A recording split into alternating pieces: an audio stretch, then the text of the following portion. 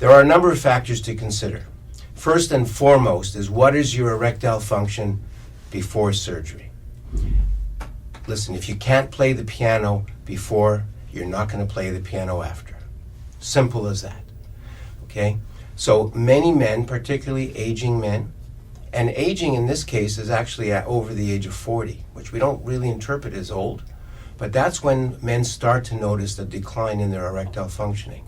Some men function quite well till a much older age, but there's a decline starting at age 40 in most men. So it depends on what you're starting with. Now, if you have a good erection before the surgery, and you have a good nerve sparing, and your blood supply is intact, there's a very high likelihood that you'll have normal erectile functioning afterwards. But it's totally unpredictable. So you have to be prepared, and your partner has to be prepared. This is a discussion that you should have with your surgeon, with your family doctor, and particularly with your partner. Now, after the surgery, there are things that we can do. Most men in whom we've done a nerve sparing get a small amount of a Viagra or Cialis-like drug, just to sort of keep the blood flowing, if you will, to keep the tissues healthy on the outside while things are healing on the inside. And again, it might take time. Could take months. It could even take years for you to regain erectile function if it's going to come back.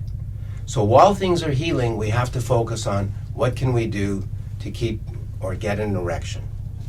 So there are mechanical methods. Suggest you meet with your urologist, your surgeon, or with a sexual health clinician and discuss these. At our prostate cancer supportive care program, we actually have what we call prehabilitation, where prior to the surgery, we try to educate men and their partners on what to expect with respect to urinary issues and very much sexual issues. Afterwards, there could be drugs, as I mentioned. There are vacuum pump devices that can artificially inflate the penis to an erection. There are injections of drugs. Some men have no problem with the needle, others don't want to hear about it. Again, it's something to consider. It does give you a good erection for intercourse. There are other aspects to lovemaking that don't involve an erection. And I think, again, this is an individual issue that you discuss with your partner.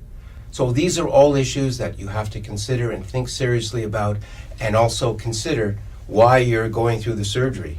It's because you have a cancer that can be cured with surgery. So it's a matter of weighing these options.